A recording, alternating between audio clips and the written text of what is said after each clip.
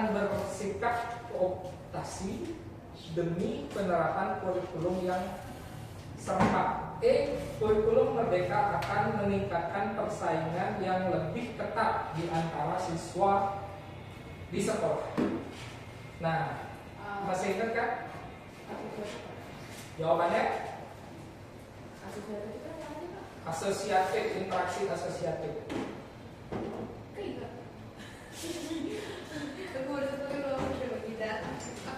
Jawabnya sesuai alat aja. Jawabannya selalu biasanya gimana kalau kamu?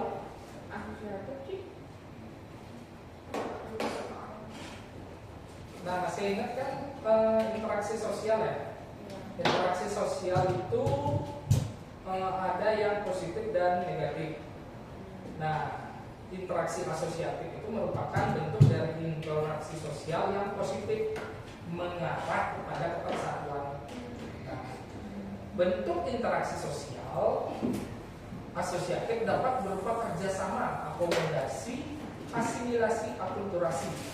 Dalam kerjasama terdapat bentuk lain di dalamnya seperti bergaining, kooptasi, koalisi, dan joint venture. Nah, kita ulang sekali lagi. Menteri Pendidikan Nadiem Makarim menginfokan bahwa di tahun 2022 sekolah di Indonesia mulai menerapkan kurikulum Merdeka secara bertahap di beberapa jenjang. Penerapan pertama kali dilakukan di kelas 1 dan kelas 4 untuk sekolah dasar, kelas 7 dan untuk SMP atau sederajat, serta kelas 10 untuk SMA sederajat.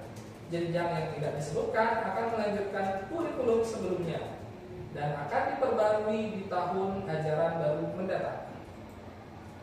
Analisis yang tepat berkaitan interaksi asosiatif. Nah, asosiatif tadi ada apa tadi? Ada bentuknya positif, ada kerjasama, akomodasi, asimilasi, dan akulturasi.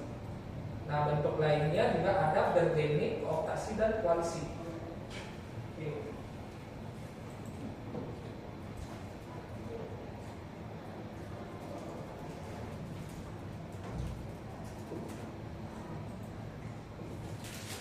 Nanti diingat ya, ketika interaksi positif itu akan membentuk yang namanya satu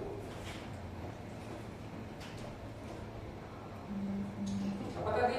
Kerjasama bentuknya.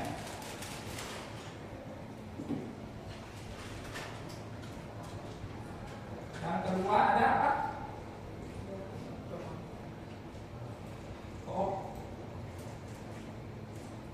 Kooperatif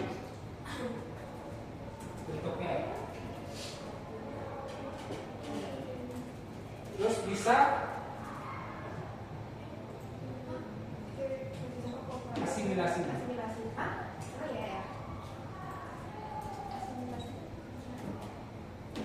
Terus bisa akulturasi juga. Akulturasi sama asimilasi ini mirip nggak sih, Pak? Mirip nggak sih? Oh, beda. Akulturasi sama asimilasi. Apa bedanya? Tapi mirip nggak? Mirip. Kalau asimilasi itu bukannya kayak karena pernah main drama kan? Namanya asimilasi kayak yang dua budaya jadi satu gitu. Akulturasi dua budaya jadi satu. Itu kalau asimilasi itu yang budaya itu pindah. Ya kan? Ya, berpindah budaya. Masih ingat ya? Dua budaya menjadi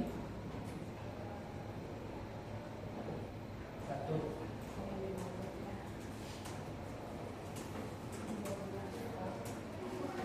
Nah, kalau misalnya nanti ada contoh soal tentang interaksi asosiatif, jadi dari antara kelima option itu A, B, C, D, E,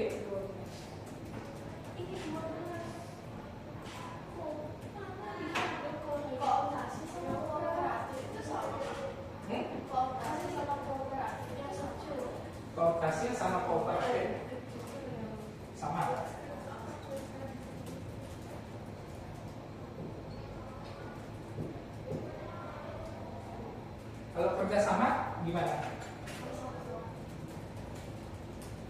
Kerjasama menguntungkan ya, satu sama, misalnya ada dua belah pihak yang bekerja sama itu harus menghasilkan untuk sama-sama untung.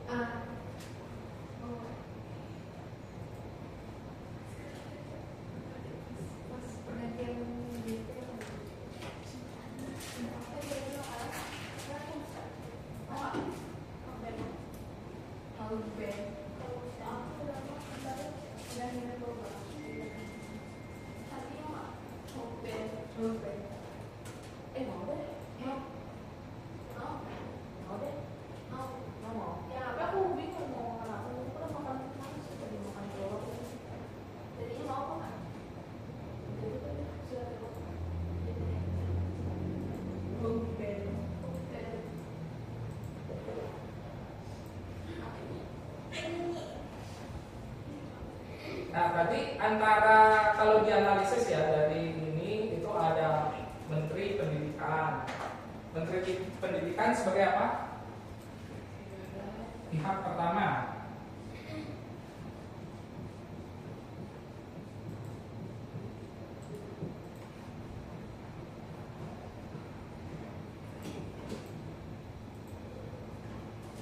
Yang kedua, pihak keduanya apa?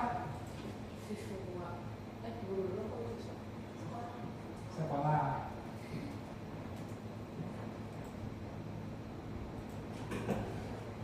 Antara Menteri Pendidikan dan Menteri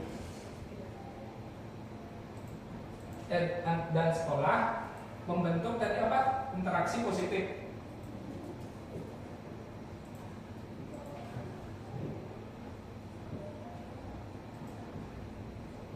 Interaksi positif.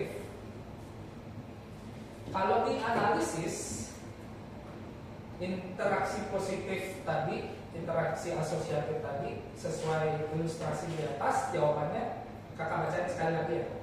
A. Sekolah negeri dan Kemendikbudristek Dikti memiliki hubungan joint venture. B. Hubungan SD, SMP dan SMA dan Kemendikbud merupakan bukti adanya koalisi. C. Regulasi baru akan membuat sekolah berpotensi untuk menjadi kebijakan baru. D. Sekolah akan bersikap kooptasi demi penerapan kurikulum merdeka yang serempak. E. Kurikulum merdeka akan meningkatkan persaingan yang lebih ketat di antara siswa dan sekolah. Jawabannya D. Dadu. Kenapa D? Ada yang tahu? Hubungan antara Menteri Pendidikan atau Kemendikbud ya tadi ya.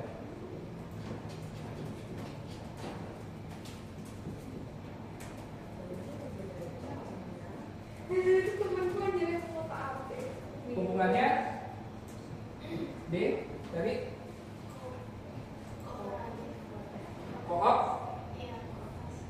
kooptasi ya, kooperatif. Karena Menteri memberikan kebijakannya yang akan diterapkan secara bertahap untuk sekolah. Jadi terjadinya interaksi positif di sana.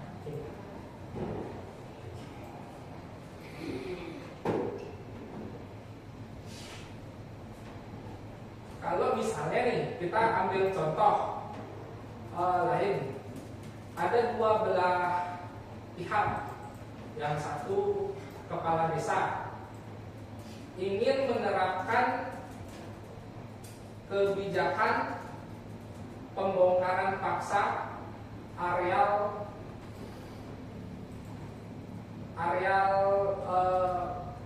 pasar yang berantakan gitu, kepada masyarakat. Itu merupakan interaksi yang negatif kalau ada paksaan ya. Oke, masih diingat. Oke, berarti teman-teman masih paham ya untuk butir soal yang kedua. Oke, kita coba analisis pertanyaan yang kedua. Di setiap bulannya bergema e-commerce mengadakan diskon flash sale besar-besaran untuk menarik minat pembeli. Berkaitan dengan faktor pendorong interaksi sosial, cara yang dapat dilakukan untuk mengurangi dampak negatif dari fenomena flash sale adalah A. Membeli barang yang diinginkan sebagai cara untuk mengapresiasi diri.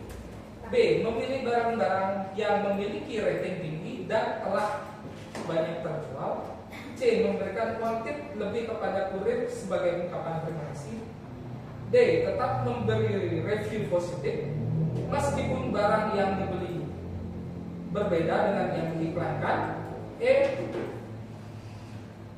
Membeli macam-macam barang dari toko yang berbeda meskipun tidak dibutuhkan.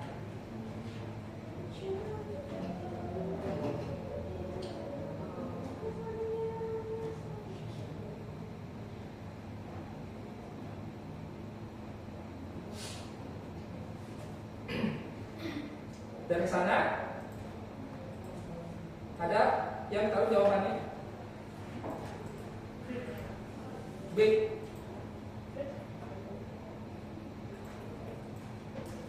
Enggak. Nah, kalau yang ini soalnya ini agak ini ya, tricky ya. Nah, kalian harus analisis dulu. Apa dampak dari adanya flash sale? Dampak Positif tadi kan ditanya untuk mengurangi dampak negatifnya. Apa dampak negatifnya? Kita analisis dulu. Yang pertama, dampak negatif dari flash sale. Kalau Misalnya kalau 10. panik balik. Panik Karena ini kan kayak ini menggiurkan banget. Jadinya kayak yang tutup jadinya tuh penjualnya tuh gak kayak kehabisan stok barang. Oke, kehabisan stok. Jadi peningkatan penjualan ya. Peningkatan penjualan. Oke, untuk distribusinya dampak negatifnya apa? Overload. Overload. Pekerjaannya Lembur pengiriman. Overwork. Nah, overwork itu adalah pokoknya.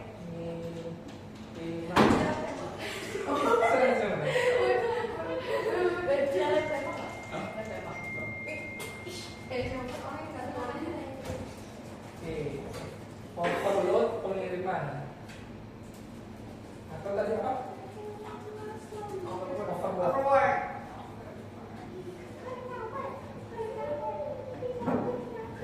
Ada lagi? Biasanya barang yang dikirim Server down. server down. Oke. Wah, ikan poni-poni bilek. Apa lagi? Biasanya yang terjadi pada flash sale. apa ya? Kemiskinan, nggak mau bayar. Peleter. Peleter. Ya. Terus, peleter itu dampak positif apa negatif? Bisa positif. Kalau kita bertanggung jawab, bagus. Kalau kita negatifkan berarti gagal bayar ya. Iya.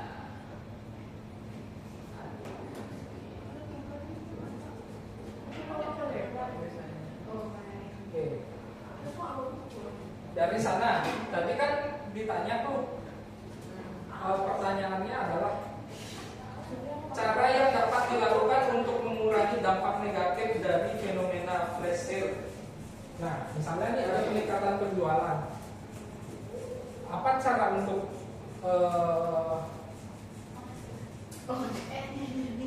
mengatasi maksudnya? Pembatasan. Kayak misalnya kayak sehari itu berapa kayak customer-nya gitu. Hmm. Perlu. No. Ya, stoknya. Oke, kalau overload yang bisa kalian lakukan, Samain.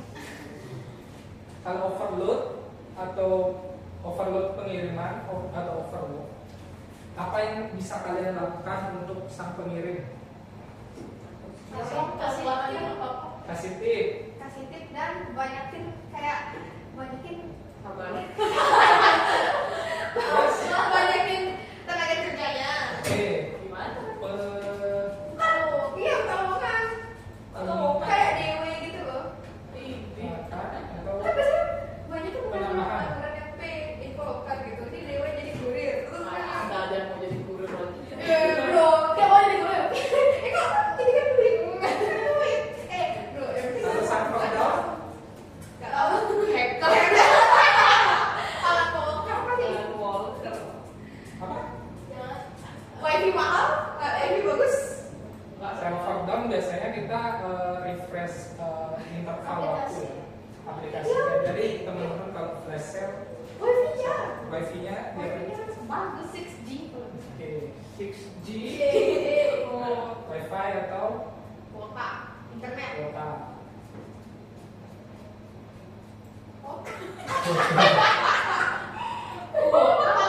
Kuota.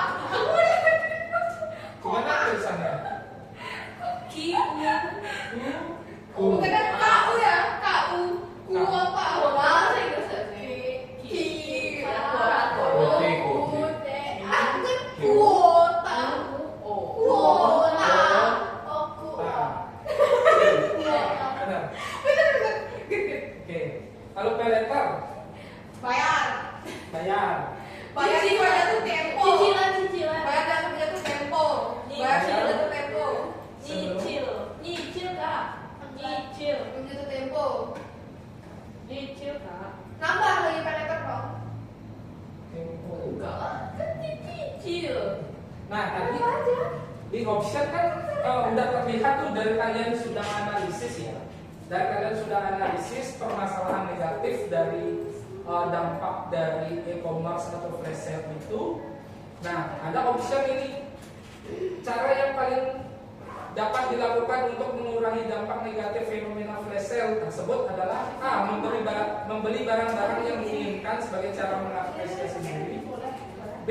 Memilih barang-barang yang memiliki rating tinggi atau yang telah terjual. C. Memberikan uang tip lebih pada kurir sebagai ungkapan terima kasih. D. Tetap memberi review positif meskipun barang yang dibeli berbeda dengan yang ditawarkan. Tip. E. Membeli macam-macam barang dari toko yang berbeda. Jawabannya Tip. C ya, tip ya, memberikan tip. Jadi itu salah satu cara untuk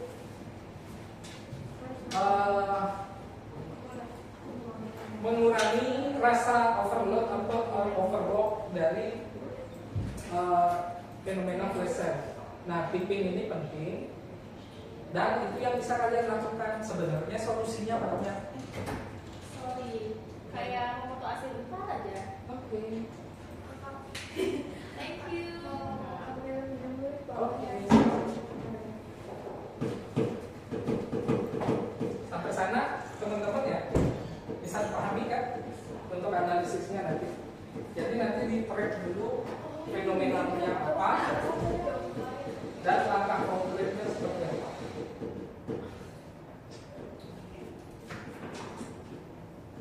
Kalau ada misalnya masalah seperti ini, Hanif baru saja lulus kuliah dan berhasil menjadi sarjana ekonomi. Akan tetapi saat ini dia belum mendapatkan pekerjaan sehingga ia kini bekerja sebagai driver ojek online. Sebagai sarjana ekonomi sebenarnya Hanif memiliki status sosial yang tinggi.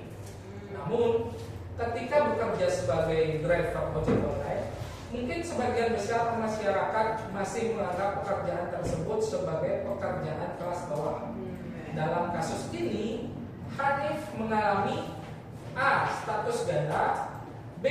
Beban ganda, C. Konflik status, D. Kesenjangan status, E. Ketimpangan status. Ayo, status sosial ini apa? Boleh ya dua kan? Boleh dua. Yang kayak semi tertutup itu bisa boleh. Tadi kamu bilang apa? A. Status ganda. Kenapa? Karena itu yang kayak stratifikasi yang tidak semi tertutup itu yang bisa naik atau turun, tapi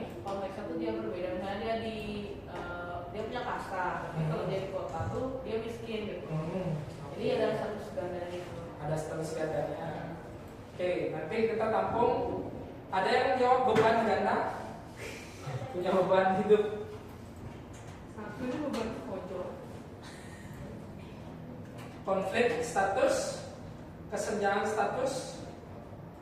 Yang jawab kesenjangan status ada? Ketimpangan status. Kita track dulu ya. Tadi siapa namanya? Hanif.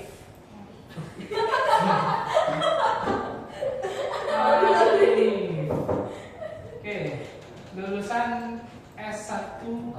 Oke, silakan. S1 ekonomi.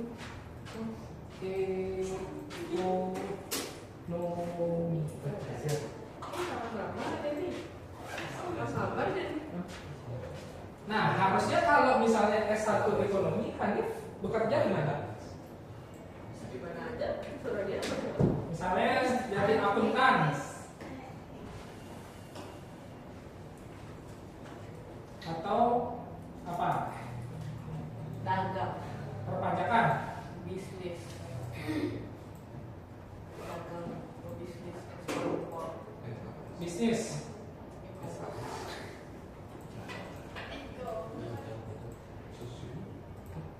terus konsultan ekonomi. ya, administrasi rela. Iya.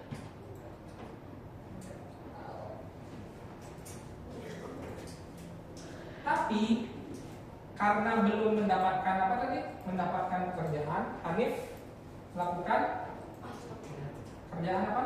Ngojol, Oh, Driver. driver. Jadi driver. ngojol.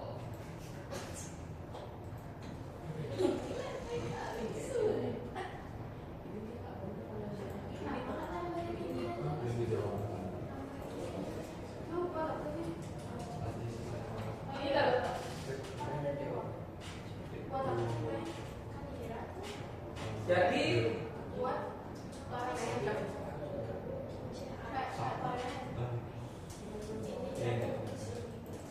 kita harus pahami ya, ada yang namanya konflik status. Konflik status itu muncul ketika misalnya ada kepentingan individu atau seorang yang tidak sesuai atas sejarah atau sejalan dengan kepentingan yang diharapkan masyarakat.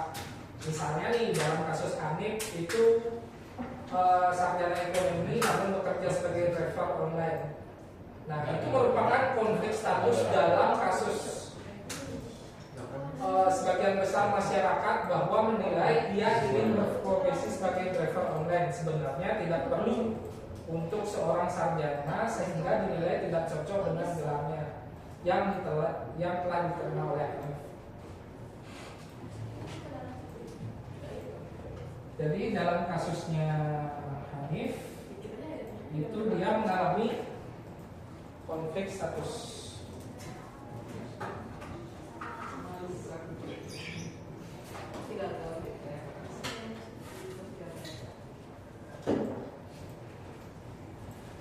Secara ini dia benar punya status ganda. Cuman yang lebih tepat dari konteks perjalanannya, konteks masalahnya adalah konflik status. Karena di sini di apa namanya? Di soal itu mungkin sebagian besar masyarakat menganggap pekerjaan tersebut sebagai pekerjaan kelas bawah. Jadi masih ada stereotip dari masyarakat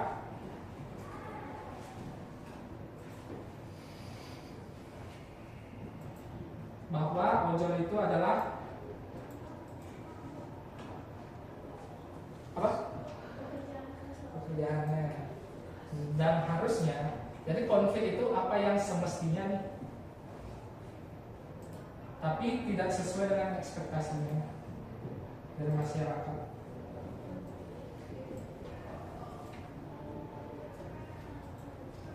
Sampai sana paham? Paham ya? Terus misalnya kita ambil contoh lain dari konflik status. Misalnya kalian sebagai siswa, kebanyakan IPS ya? IPA. Kalian IPA. Nah, kalian sebagai anak kelas 10 IPA di UTBK atau di apa namanya? Di jalur pencarian ini kalian pindah dari yang statusnya anak IPA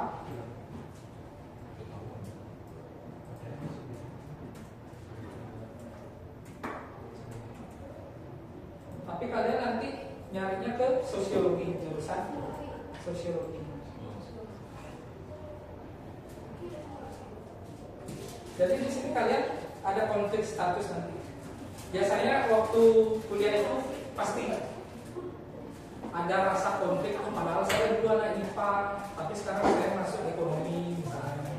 Saya masuk apa? Jurusan IPS, administrasi negara, hubungan internasional. Apakah itu negatif konflik statusnya? Belum tentu.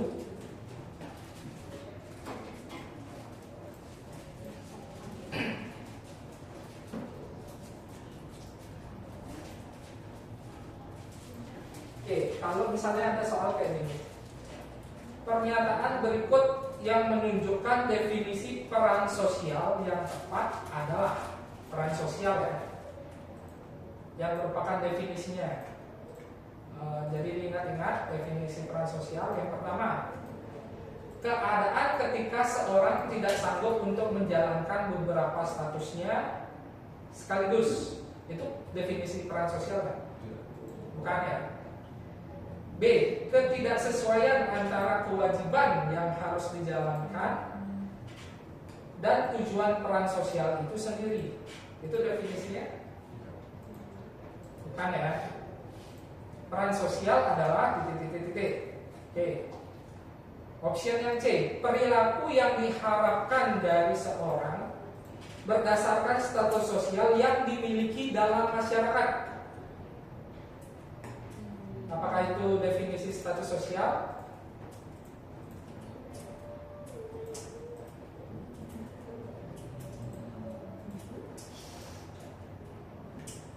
Apakah itu definisi dari peran sosial?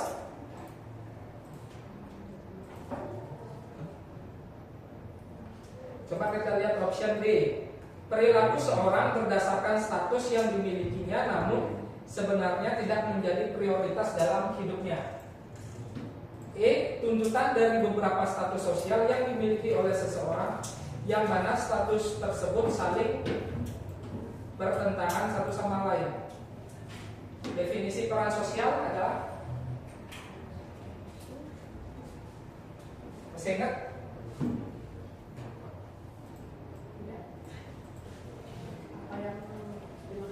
Peran sosial.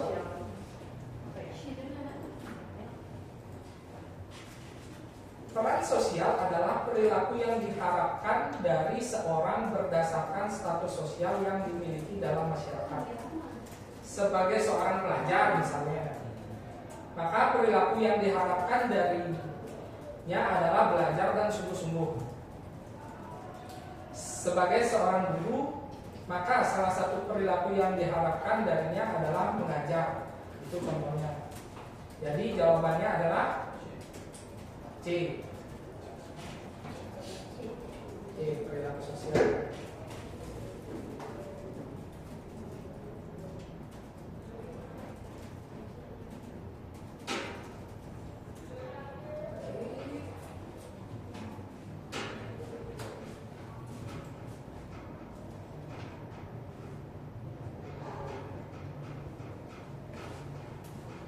Kalau misalnya kakak tanya secara analisis,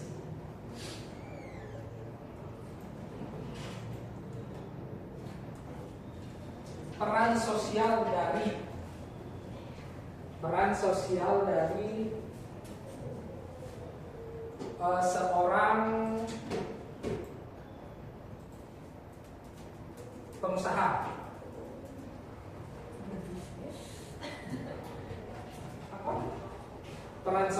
dari seorang pengusaha atau entrepreneur.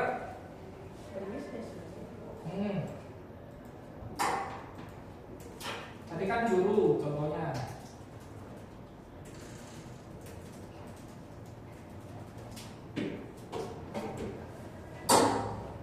Peran sosialnya Penghasilan para pekerja.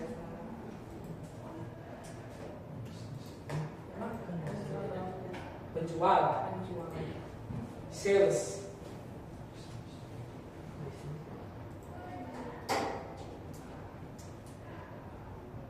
marketing,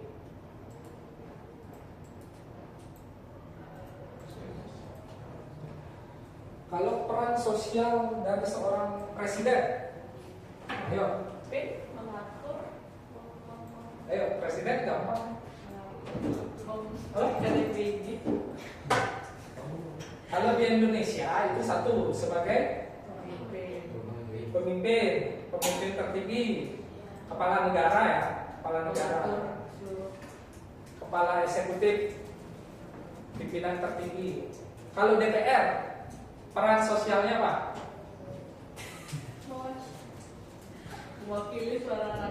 Mewakili suara rakyat. Yang lebih mendalam antara hubungan antara DPR dan presiden?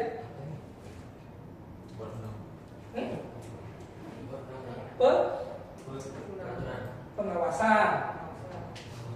Jadi DPR fungsinya adalah sebagai pengawas dari presiden. Sampai sana? Oke?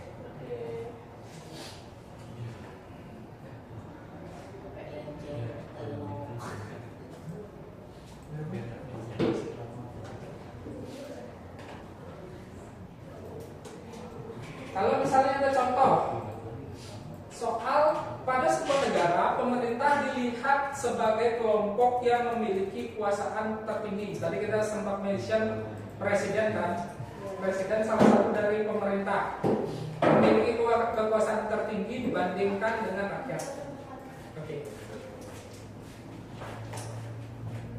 Hal ini disebabkan pemerintah memiliki hak dan wewenang secara legal untuk mengatur jalannya sistem pada sebuah negara. Berjalannya sebuah pemerintahan tentu juga didukung dengan partisipasi rakyat sebagai kelompok yang harus diutamakan dalam berjalannya pemerintahan. Jadi meskipun pemerintahan berada pada kedudukan yang lebih tinggi dibanding rakyat, tidak seharusnya kekuasaan yang mereka miliki mengesampingkan kepentingan rakyat. Ilustrasi yang menunjukkan fungsi stratifikasi di bidang politik adalah, masih ingat stratifikasi? Stratifikasi adalah apa?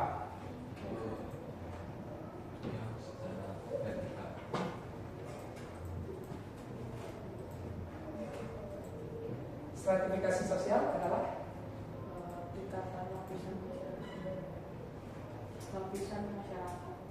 lapisan masyarakat, terus hierarki,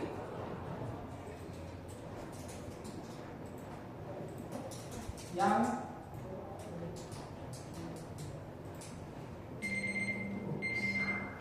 lapisan.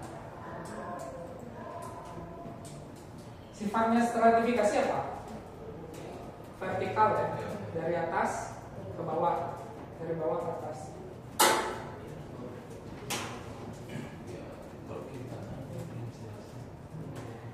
Nah, tadi dijelasin hubungan antara